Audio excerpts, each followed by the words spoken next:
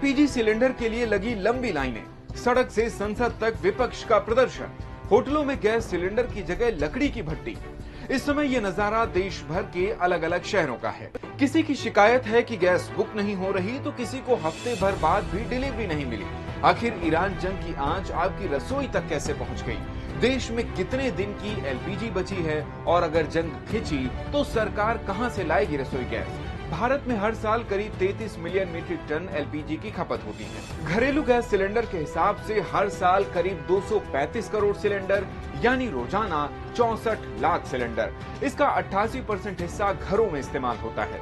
देश में 39.97 crore LPG connection हैं। बाकी की 12% गैस कमर्शियल यानी होटल, रेस्टोरेंट, इंडस्ट्री वगैरह में यूज होती है। Trade research and analytics company CRISIL intelligence के मुताबिक भारत अपनी जरूरत का 60% एलपीजी विदेशों से खरीदता है, जबकि बाकी भारतीय रिफाइनरियों में तैयार होती है। अमेरिका, इजराइल और ईरान जंग की वजह से विदेशों से एलपीजी सप्लाई प्रभावित हुई है, जिसके चलते मध्य प्रदेश, उत्तर प्रदेश, बिहार और पंजाब में एजेंसियों के बाहर लंबी लाइनें हैं और बुकिंग के 3 से 5 दिन बाद तक सिलेंडर नहीं मिल रहे हैं। राजस्थान में सप्लाई बंद होने से 1911 रुपए का सिलेंडर 2500 रुपए तक में बिकने का खुलासा हुआ।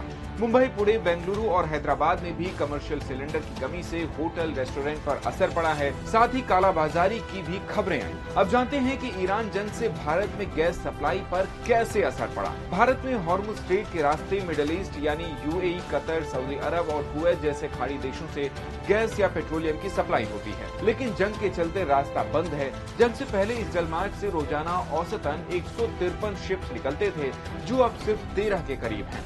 ईरान ने अमेरिकी हमलों के जवाब में खाड़ी देशों को निशाना बनाया, जिससे यहाँ के गैस प्रोडक्शन पर भी असर पड़ा। ईरान ने चेतावनी दी है कि अगर अमेरिका इजराइल के हमले जारी रहे तो हॉर्मुज स्ट्रेट से 1 लीटर तेल भी बाहर नहीं जाने देगा। कल भारत आ रहे थाईलैंड के एक कार्गो जहाज पर ईरान ने हॉर्मुज स्ट्रेट में हमला भी किया था।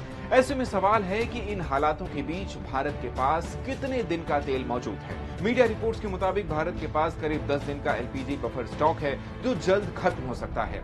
इसके चलते केंद्र सरकार ने गैस की जमाखोरी रोकने के लिए आवश्यक वस्तु अधिनियम 1995 लागू कर दिया है। साथ ही रिफाइनरियों को प्रोडक्शन बढ़ाने को भी कहा गया है। हालांकि केंद्रीय पेट्रोलियम मंत्री हरदीप सिंह पुरी ने कहा है कि एलपीजी सप्लाई में कोई कमी नहीं है, लेकिन सवाल है कि अगर जंग लंबी चली तो भारत क्या करेगा। ऐसी स्थिति के लिए सरकार नए सप्लायर्स खोज रही है।